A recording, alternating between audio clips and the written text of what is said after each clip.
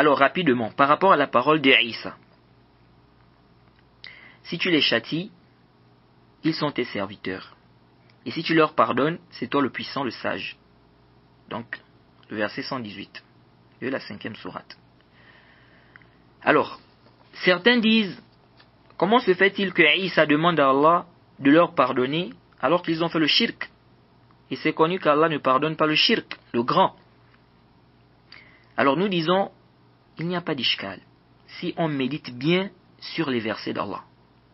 Si on médite bien sur les versets d'Allah, il n'y a pas d'ishkal. Naam, Allah ne pardonne pas le shirk.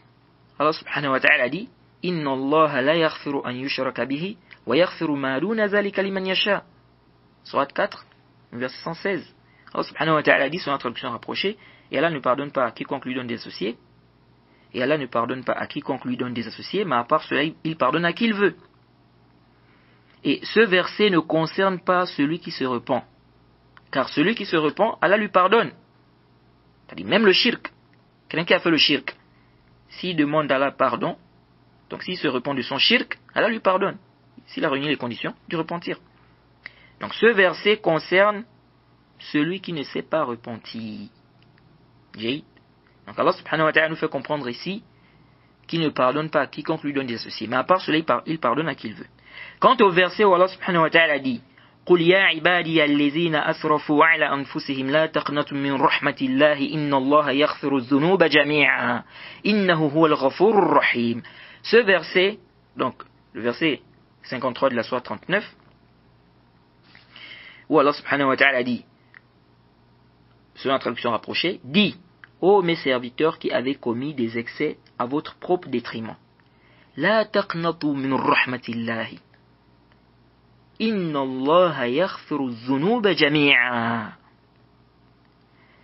Ne désespérez pas, ô vous, mes serviteurs, dit, ô mes serviteurs. Allah subhanahu wa ta'ala dit, sur l'introduction rapprochée, dit, ô mes serviteurs, qui avez commis des excès à votre propre détriment, ne désespérez pas de la miséricorde d'Allah, car Allah pardonne tous les péchés.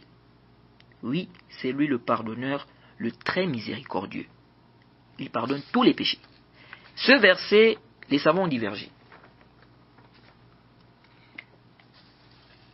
Certains savants ont dit, ce verset concerne celui qui se repent. Donc ça concerne ceux qui se repentent. Et ça c'est l'avis du Cheikh al-Islam Ibn Taymiyyah, d'Ibn al-Qayyim, d'Ibn Kathir, et de bien d'autres. Il y a d'autres savants qui ont dit non, tels que l'imam Shawkani. D'autres savants ont dit, ce verset ne concerne pas ceux-là qui se repentent. On ne doit pas restreindre ce verset-là à ceux qui se repentent. Ou ça ne concerne pas ceux qui se repentent en fait. Ça ne concerne pas ceux qui se repentent. L'imam Shawkani, rahimahullah, voit que ce verset, on ne doit pas le restreindre à ceux qui se repentent. Il est général.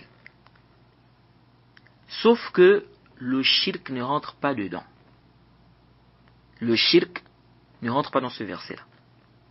Donc ça veut dire qu'Allah pardonne tous les péchés à qui il veut, sauf le shirk. Ça, il faut le repentir.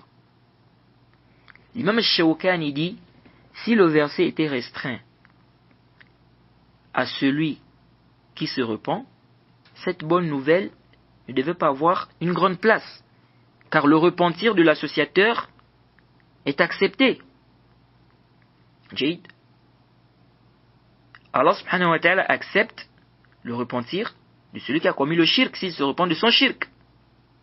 Et cela par consensus des musulmans. Vous voyez. Donc, si Allah accepte même le repentir du mushrik qui se repent de son shirk, donc cette bonne nouvelle n'a donc pas une grande place. Car on sait que même celui qui a fait le shirk, s'il se repent, Allah lui pardonne. Donc l'imam Shawkani dit, il dit que le repentir de l'associateur est accepté s'il se repent. S'il se repent de son shirk, c'est accepté par consensus des musulmans. Or, Allah a dit dans le verset de Surat An-Nisa qu'il ne pardonne pas le shirk. Donc si le repentir était une condition, pour le pardon, citer le shirk dans le verset de Surat An-Nisa ne devait pas avoir un intérêt. Ça ne devait pas avoir un intérêt. Jayd. Ala kulli hal, ici on a deux avis des savants concernant ce verset. Bref, revenons à la parole qui sera prononcée par Isa, alayhi salam. Alors, cette parole, sachez qu'il y a une grande divergence des savants sur l'explication, c'est-à-dire comment comprendre cette parole. Jayd, il a dit, si tu leur pardonnes, tu es le puissant, le sage. Comment comprendre? Sachant qu'ils ont fait le shirk. Alors, arju an tantabihu huna.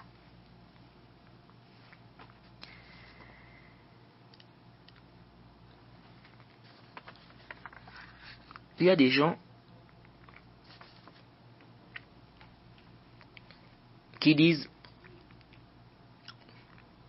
ici là,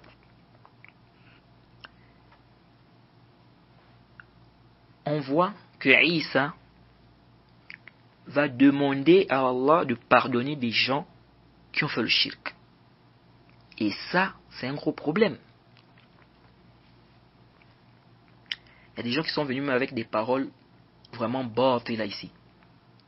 Il y a des gens qui ont dit Isa ne savait pas qu'Allah ne pardonne pas le shirk. Regardez-moi ça. Ça c'est complètement batil. Intabihu huna. Tout d'abord, nous disons ceci. C'est pourquoi il est important d'apprendre la croyance. Il est très important d'apprendre la croyance. C'est la base. C'est la base. Parce que celui qui a une mauvaise croyance, vraiment, c'est une perte. Intabihu.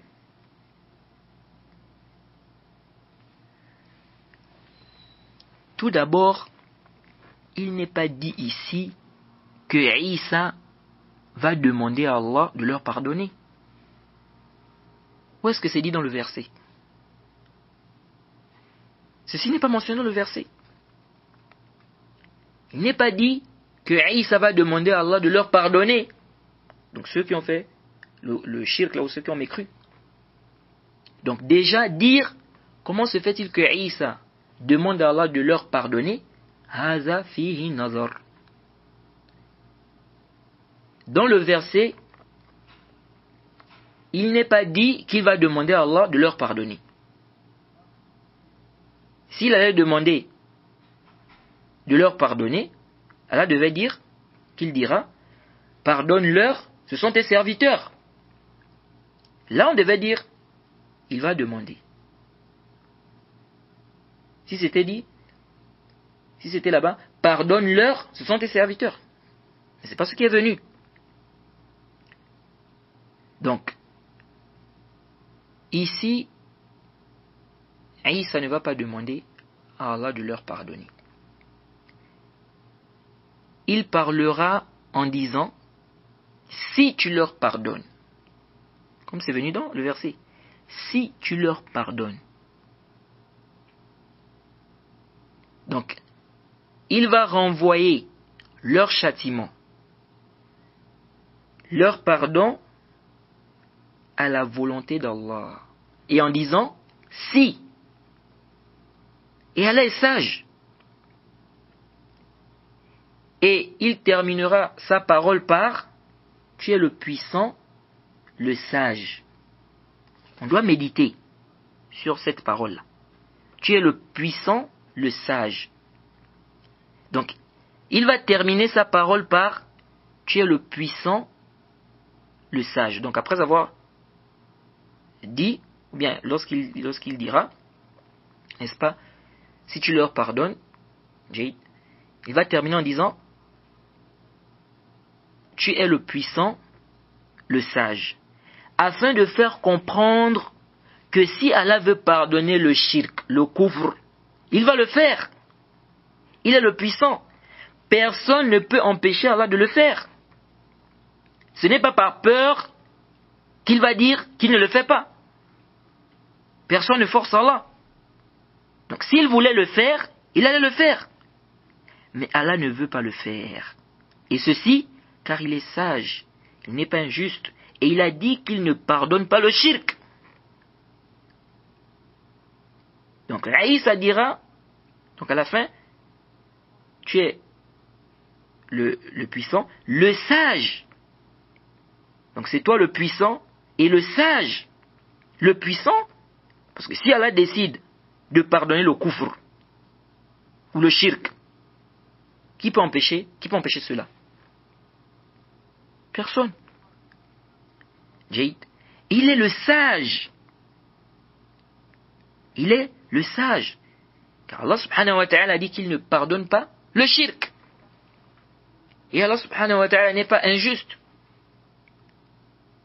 Donc Allah ne pardonne pas le kufr, il ne pardonne pas le shirk. Mais si Allah voulait pardonner le kufr, quelqu'un pouvait empêcher cela? Là.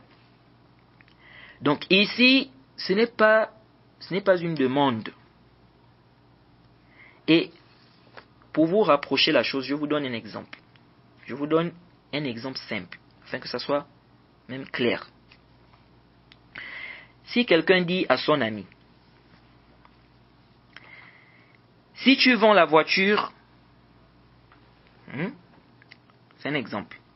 Quelqu'un dit par exemple à son ami, si tu vends la voiture, c'est ta voiture. Si tu décides aussi de la garder, c'est toi le propriétaire. Est-ce que ici on va dire qu'il est en train de faire une demande, qu'il a demandé? Non. Il renvoie la chose à la volonté du propriétaire. Donc c'est comme s'il lui disait, si tu vends la voiture, c'est ta voiture. Personne ne va te faire quoi que ce soit. Personne ne va te faire quoi que ce soit pour ça, étant donné que c'est ta voiture. Et si tu décides aussi de la garder, personne ne peut te faire quoi que ce soit. Car c'est toi le propriétaire. Personne ne peut te faire quoi que ce soit. Donc ici, il veut lui faire comprendre qu'il n'y a pas d'objection à faire sur ce qu'il décide. Jade. Donc en résumé, c'est ce qu'il faut comprendre, ici. Aïssa a renvoyé, n'est-ce pas, la chose à la volonté d'Allah subhanahu wa ta'ala. Et Allah subhanahu wa ta'ala est sage. Il est puissant et il est sage. Jade. Donc en résumé, c'est ce qu'il faut comprendre ici. Sinon, il y a encore des choses à dire. Jade. Et quiconque fait scission d'avec le messager, après que le droit chemin lui est apparu, et suit un sentier autre que celui des croyants, alors nous le laisserons comme il s'est détourné, et le brûlerons dans l'enfer. Et quelle mauvaise destination!